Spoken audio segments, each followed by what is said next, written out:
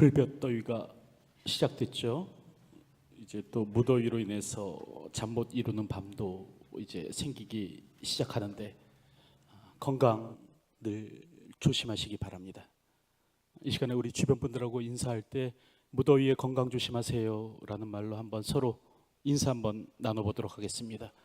여러분 주변 분들하고 한번 인사 나누실 때 무더위에 건강 조심하시기 바랍니다. 서로 한번 인사 한번 나눠보시기 바랍니다.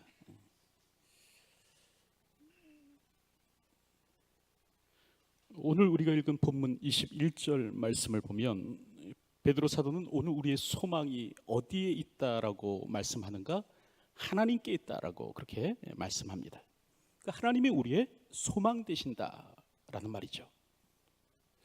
사실 사람들이 삶을 좌절하거나 포기할 때가 언제인가? 여러분, 어려울 때가 아닙니다. 힘들 때가 아니에요. 삶이 너무나 어렵고 힘들기 때문에 삶을 포기하는가? 그렇지는 않습니다. 언제 사람이 삶을 포기하냐면 희망이 보이지 않을 때 삶을 포기하는 겁니다. 여러분, 오늘 우리가 잘 알다시피 우리나라는 자살공화국이라는 오명을 가지고 있죠. 여러분, 하루 평균 40명이 자살을 한다고 합니다. OECD 국가 중 1위래요. 2위인 일본의 2배의 수치라고 합니다. 전혀 전쟁을 치르지 않았음에도 불구하고 한 해 1개 사단의 규모의 사람들이 자살로 생을 마감하더라라는 거죠. 여러분, 왜 이런 일이 일어날까요? 왜 사람들이 스스로의 삶을 끊을까요? 오늘 우리의 삶이 이전의 삶보다 더욱 어려워졌기 때문에 그런 것일까요? 제가 어렸을 때는 집에 자가용 있는 친구들이 별로 없었습니다. 그래서 이 부잣집 도련님들만 학교에 이렇게 자가용을 타고 이렇게 등교하는 경우가 있었습니다. 근데 지금 각 집마다 다 차는 한 대씩 다 가지고 있죠. 어느 집은 2대도 이렇게 차량을 운용합니다. 여러분, 이는 전화도 마찬가지였어요. 어린 시절에 전화기만 조금 오래 붙들고 있으면 어머니가 전화세 많이 나온다, 빨리 끊어라, 잔소리 폭탄 듣고 했어야 했습니다. 여러분, 지금은 전혀 그렇지 않잖아요.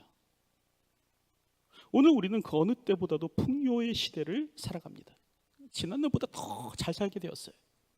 그럼에도 불구하고 자살자는 늘더라라는 겁니다. 왜 그렇습니까? 사람들이 삶의 소망을 찾지 못하기 때문에 그런 것이죠. 다시 한 번 더 말씀드리지만 여러분, 단칸방에서 피죽을 먹으며 종이봉투를 붙이는 삶을 살아간다고 할지라도요, 자식이 공부 잘하면 어떻게든 살아갑니다. 근데 아무리 산의 진미에 진수성찬을 먹고 산다고 할지라도 삶의 소망이 보이지 않으면 별로 살고 싶어 하지 않는 것이에요.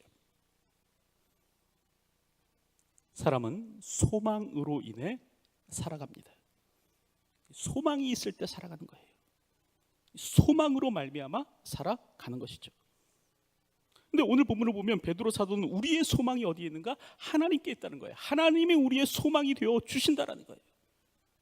그래서 21절 말씀을 보면 너희 믿음과 소망이 하나님께 있게 하셨느니라 라고 말씀하는 것입니다.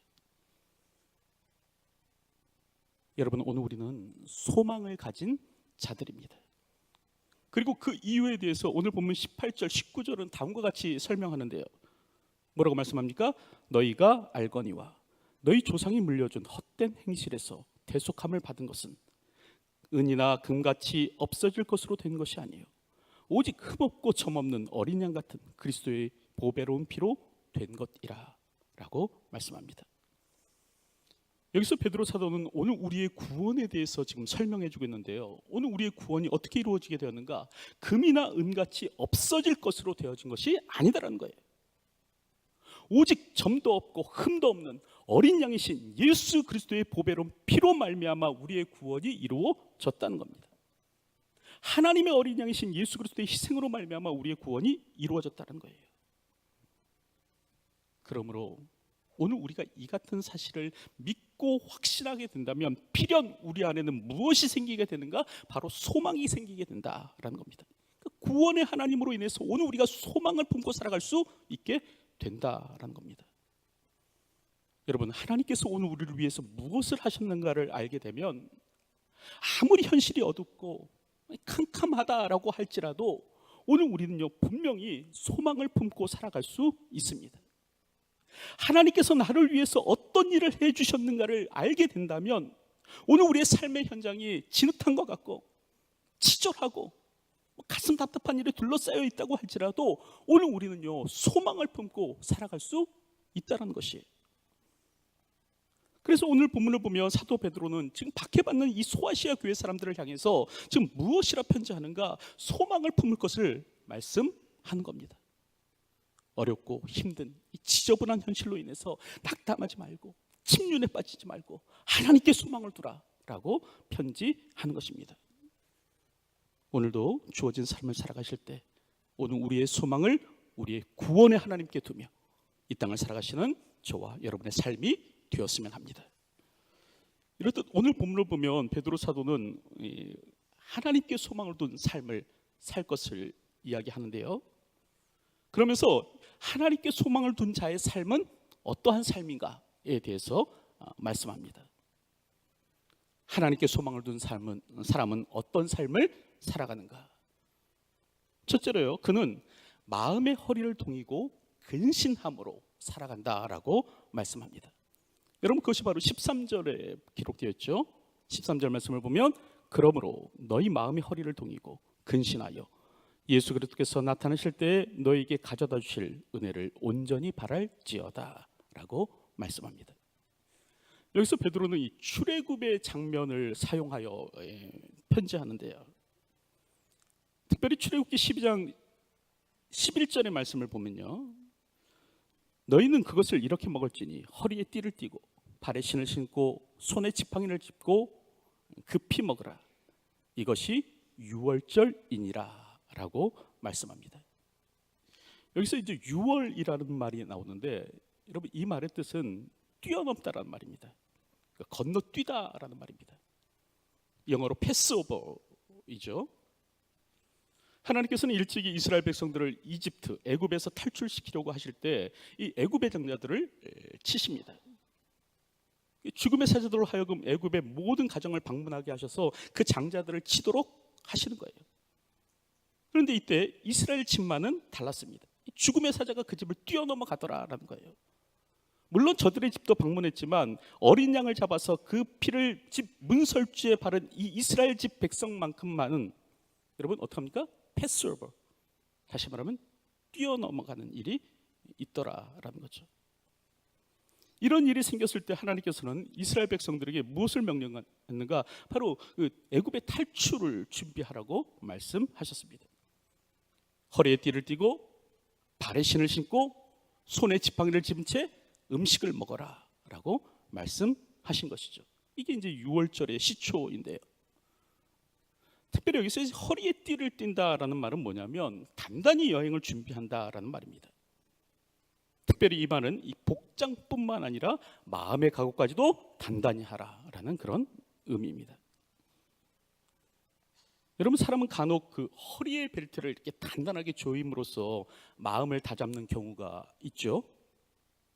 특별히 역도 선수가 그러하지 않습니까?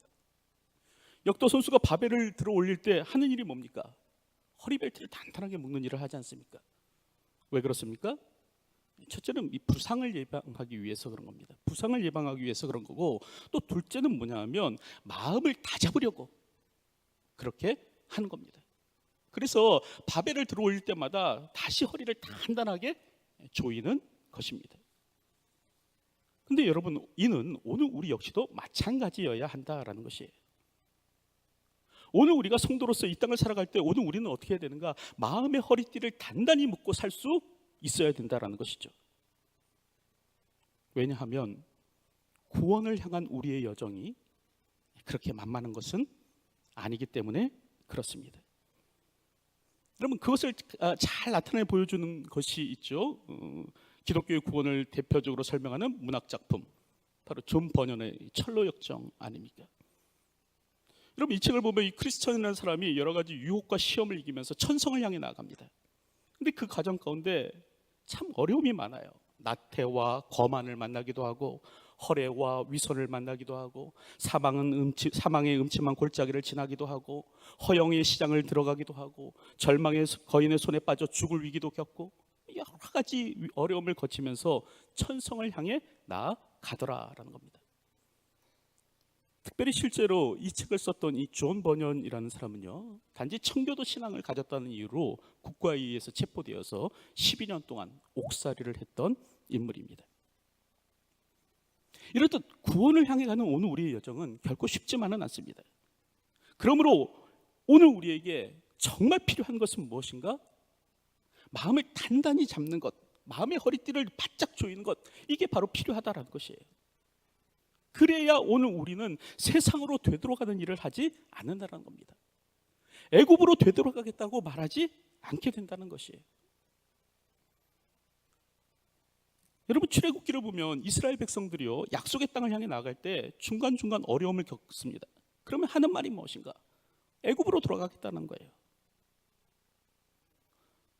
특별히 민수기 14장 3절 말씀을 보면 어찌하여 여호와가 우리를 그 땅으로 인도하여 칼에 쓰러지게 하려 하는가? 우리 처자가 사로잡히리니 애굽으로 돌아가는 것이 낫지 아니하랴. 그렇게 말합니다. 애굽으로 돌아가겠다는 거예요. 약속의 땅으로 나아갈 때 조금만 어려움이 있으면 애굽으로 돌아가겠다, 이러는 겁니다. 여러분, 그런데 이는 오늘 우리 역시도 마찬가지일 수 있다는 거예요. 신앙생활을 하다가 중간중간 어려움이 생각나면 어떡합니까? 다시 이전 신앙으로 돌아가겠다? 이전 생활로 돌아가겠다? 그러는 것이죠. 예수 믿다가 사업이 조금만 어려워지고, 예수 믿다가 몸에 조금만 생기면, 몸에 병이 생기면 어찌하여 여호와가 우리를 죽이려 하시는가? 하면서 다시 이전 생활로 돌아가려고 하더라라는 겁니다. 그러나 사랑하는 성도님들, 세상으로의 회개는 결국 죽음을 의미할 뿐입니다. 애굽으로 돌아가서 그럼 더욱더 잘 살게 될 것인가?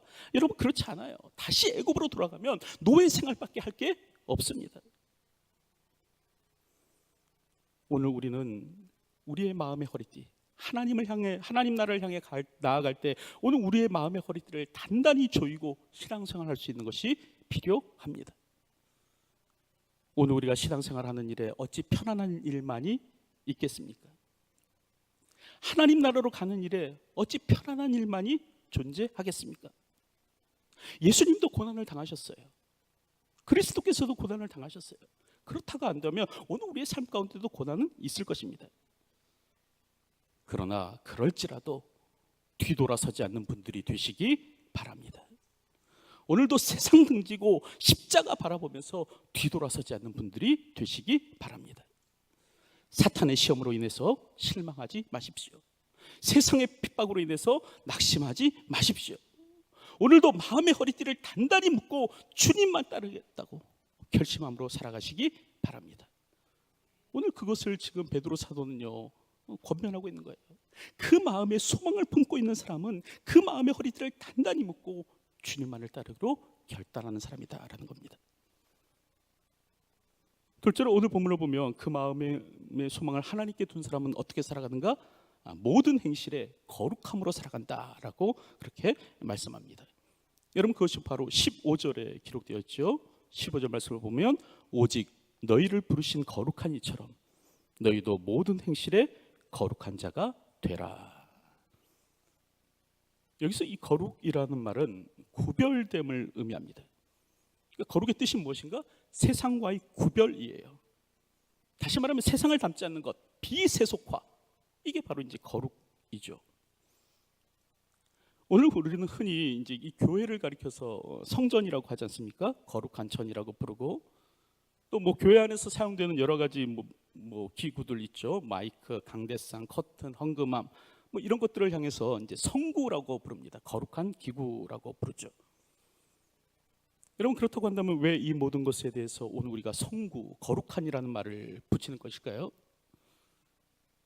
특별히 이 마이크는요, 공장에서 만들 때 교회용으로, 교회에서만 사용하도록 특별하게 제작한 것은 아닙니다. 그러니까 마이크 공장에서 그냥 보통 생산하는 그런 마이크예요.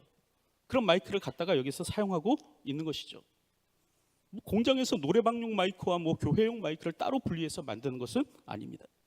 그럼에도 불구하고 오늘 우리는 이 마이크를 향해서 성구라고 하는데요, 까닭이 무엇인가? 까닭은 이 마이크가 비록 일반 마이크와 똑같은 마이크지만 이 마이크가 하나님께 드려져서, 구별되어 하나님께 드려져서 사용되고 있기 때문에 그렇습니다. 그래서 거룩한이라는 이름을 붙이는 거예요. 여러분, 거룩이라는 의미가 무엇인가? 무엇이 거룩인가? 구별되어져서 하나님께 드려진 것이 바로 거룩입니다. 교회는 구별되어져서 하나님께 드려진 사람들의 모임입니다. 오늘 우리는 구별되어져서 하나님께 드려진 사람들입니다. 그래서 성경은 오늘 우리들을 향해서 성도라고 말씀하고 계시는 거예요. 비록 볼품없고 보잘것없고 가치 없는 사람에 불과하지만 세상의 사람들로부터 구별되어서 하나님 앞에 드려진 거룩한 존재이기 때문에 성경은 오늘 우리를 향해서 성도라고 말씀하여 주시는 것입니다. 그러므로 오늘 우리는 어떻게 살아야 되는가? 모든 행실에 거룩함으로 살아야 된다라는 것이에요. 오늘 우리를 부르신 이처럼 오늘 우리 역시도 모든 행실에 거룩한 자로서 이 땅을 살아야 된다라고 베드로 사도는 말씀하는 겁니다. 그래서 특별히 오늘 보면 16절 말씀을 보면 베드로 사도가 무엇을 인용합니까? 레위기 19장 2절의 말씀을 인용하지 않아요. 레위기 19장 2절의 말씀을 보면 내가 거룩하니 너희도 거룩할지어다 라고 하나님께서 하셨다는 거예요. 여러분, 오늘 우리는 세상으로부터 구별되어 부름을 받은 사람들입니다. 하나님께서는 오늘 우리를 세상으로부터 구별하여 예수 그리스도의 피로 씻어서 정결케 한 후에 오늘 우리를 교회로 세우셨습니다. 이제 오늘 우리는 그리스도 안에서 새 사람으로 지음을 받은 사람들이 된 거예요. 성도라 부르심을 입은 사람들이 된 겁니다. 성경은 오늘 우리들을 향해서 말씀하시기를 이전 것은 지나갔으니 보라 새 것이 되었도다 라고 말씀하십니다. 이렇듯 오늘 우리는 구별된 존재였는데요, 이렇게 구별된 존재이기 때문에 오늘 우리는 어떤 삶을 살아야 되는가? 구별됨으로 살아야 된다는 겁니다. 세상과의 구별된 삶, 세상과 구별된 생각, 세상과 구별된 행동, 세상과 구별된 언어, 세상과 구별된 삶의 방식이 있어야 된다는 거예요.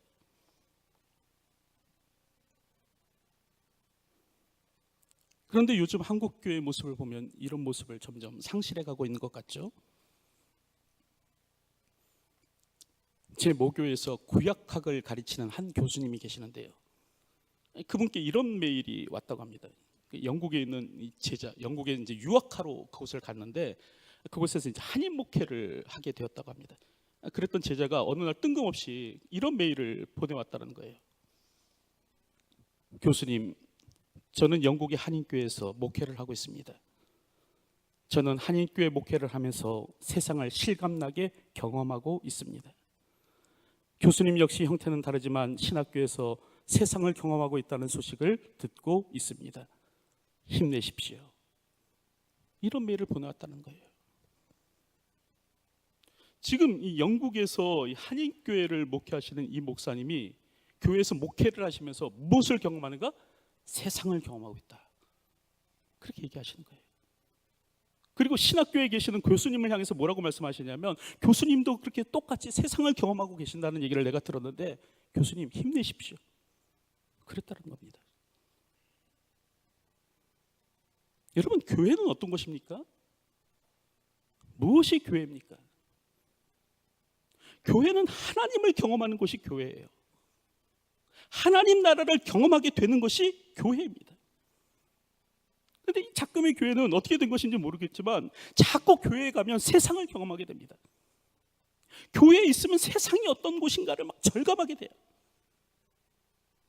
교회 생활을 하면서 자꾸 세상을 배우게 됩니다. 이에 대해서 어떤 분이 그런 말씀을 하시더라고요. 그건 다 교회가 용서받은 죄인들의 모인 곳이다, 그렇기 때문에 그런 것이다, 뭐 이렇게 설명을 합니다. 물론 그렇습니다. 오늘 교회는 용서받은 죄인들이 모인 곳이에요. 하지만 교회 안에 있는 죄는요, 세상 안에 있는 죄인과 똑같은 사람은 아닙니다. 이 교회 안에 있는 죄는 어떤 죄인가? 그리스도의 피를 뿌려서 구원하여 주신 그 은혜를 체험한 사람들의 모임이라는 거예요. 그 은혜를 아는 자들이 교회 안의 죄인이라는 거예요. 그렇다고 한다면 이 사람들은 어떻게 살아야 됩니까? 세상과 똑같이 살아서는 안 된다는 거예요. 교회는 세상이 어떤 곳인가를 보여주는 곳이 아니라 하나님 나라가 어떤 곳인가를 보여주는 곳이 되어야 한다는 것이죠. 여러분, 오늘 저는 우리 광주 지산교회가 바로 그런 교회가 될 줄로 믿습니다. 그러니까 세상이 어떤 곳인가를 드러내주는 교회가 아니라 하나님 나라가 어떤 곳인가를 드러내주는 그런 교회로 세워줄 줄로 믿습니다. 이제 말씀을 맺으려고 하는데요, 여러분, 오늘 우리에게는 소망이 있습니다. 우리 하나님이 우리의 소망 되어 주십니다. 근데 이런 소망을 가진 자로서 그렇다고 한다면 우리는 어떻게 살아야 되는가? 첫째로요, 마음의 허리를 단단히 동이고 살아야 되는 거예요. 물론 외부의 핍박과 방해와 공격이 있을지라도 다시 세상으로 돌아가지 않겠다는 이 단단한 각오를 가지고 오늘 우리는 주어진 삶을 살 수 있어야 됩니다. 더불어서 또한 오늘 우리는 어떻게 살아야 되는가? 모든 행실에 거룩함으로 살 수 있어야 됩니다. 세상으로부터 구별되어서 거룩에로의 부르심을 받은 사람들이 오늘 우리들이라는 거예요. 세상과 다른 모습으로 삶을 살 수 있는 것이 오늘 우리들이어야 된다는 거죠. 주님의 교회는 세상의 어떠함을 드러내는 곳이 아니라 주님의 교회는 하나님 나라를 드러내는 곳이 되어야 한다는 것입니다. 그리고 이를 위해서 모든 행실에 거룩함으로 이 땅을 살 수 있어야 하는 것입니다. 오늘도 주어진 삶을 살아갈 때 첫째로 하나님께 소망을 둔 자로서, 둘째로 마음의 허리를 단단히 동이고, 셋째로 모든 행실에 거룩함으로 이 땅을 살아가시는 저와 여러분의 삶이 되시길 주님의 이름으로 축원드립니다. 기도하겠습니다.